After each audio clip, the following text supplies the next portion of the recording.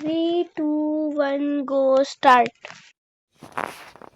10ویں جماعت کے طلبہ و طالبات، اردو سفر میں آپ سب کا استقبال ہے۔ آداب، کھول لیجیے اردو کی نئی کتاب۔ آج ہم کریں گے فانی بدایونی کی غزل کے الفاظ معنی اور سوال جواب۔ غزل کون سی تھی؟ وہ جس میں وہ معمہ لفظ آتا ہے۔ معمہ ہے سمجھنے کا نہ سمجھانے کا، زندگی ایک خواب ہے دیوانے کا۔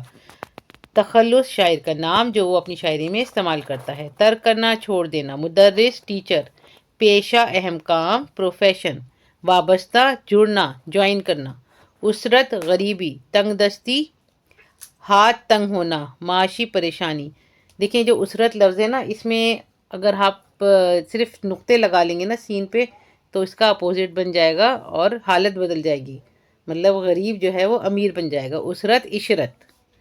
تنگ دستی، ہاتھ تنگ ہونا، معاشی پریشانی۔ عالم، کیفیت، حالت، سچویشن۔ روز بروز، دن بدن۔ جہان فانی، فنا، ختم ہونے والی دنیا۔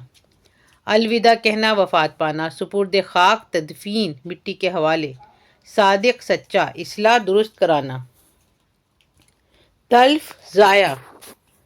منظر عام پر آنا، لوگوں کو نظر آنا، یعنی پبلک کے سامنے آنا۔ ممتاز، باکمال۔ شعرا، شاعر کی جمع۔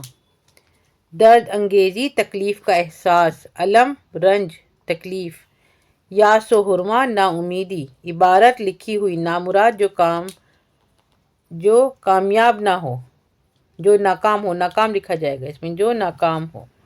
یاسیات، نا امیدیاں، یاس کی جمع۔ معمہ، جو آسانی سے سمجھ نہ آئے۔ کونین، کون کی جمع یعنی دو جہاں، دنیا اور آخرت۔ افسانے، داستان، کہانی۔ ہیلا، بہانہ، تماشا، ڈرامہ، حالت۔ دیر، بت خانہ، حرم کعبہ۔ نفس، سانس۔ عمر گزشتہ، گزری ہوئی عمر۔ میت، مرا ہوا۔ جینا، زندہ رہنا۔ بے گور و کفن، گور کہتے ہیں قبر کو، تو اس کا میننگ ہو گیا بغیر کفن اور قبر کے۔ غربت، دوری۔ راس نہ آنا، موافق نہ آنا، موافق نہ ہونا۔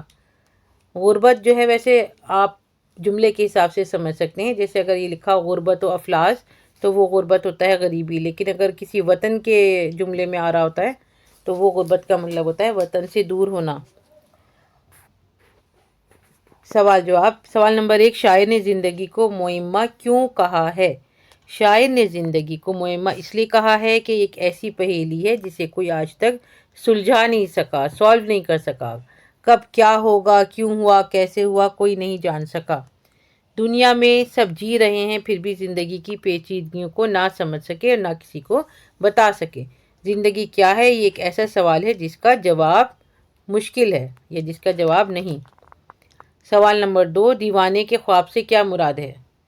شاعر نے زندگی کو دیوانے کا خواب کہا ہے۔ اس سے مراد یہ ہے کہ زندگی تو چھوٹی سی ہے مگر اس میں ہمارے خواب، خواہشیں لاتعداد ہیں جو پورے بھی نہیں ہو پاتے، زندگی ختم ہو جاتی ہے۔ جیسے کوئی دیوانہ ہو، اس کو یہ بات سمجھ میں نہیں آتی کہ زندگی کبھی بھی ختم ہو جائے گی، وہ بس اپنے بہت سارے خواب اور مستقبل کے کاموں میں الجھا رہتا ہے، انہی میں کھویا رہتا ہے۔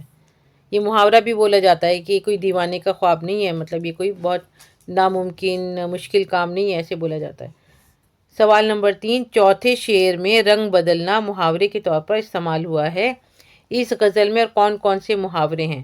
دیوانے کا خواب ہونا، گلیاں چھاننا، عمر گزشتہ کی میت ہونا۔ سوال نمبر 4، شاعر نے آخری شعر میں ہر نفس کو عمر گزشتہ کی میت کیوں کہا ہے؟ شاعر فانی بدایونی نے آخری شعر میں ہر نفس یعنی سانس کو عمر گزشتہ کی میت اس لیے کہا ہے کہ جو سانس بھی گزر رہی ہے وہ لوٹ کر واپس نہیں آ سکتی، وہ ہماری عمر کا حصہ ہے، اب وہ ختم ہو گئی، فنا ہو گئی۔ ٹھیک ہے، اور یہیں پر ہو گیا آپ کا کام ختم۔ اگلا کام ضرور کریے گا ہمارے ساتھ اردو سفر پر۔ کٹ۔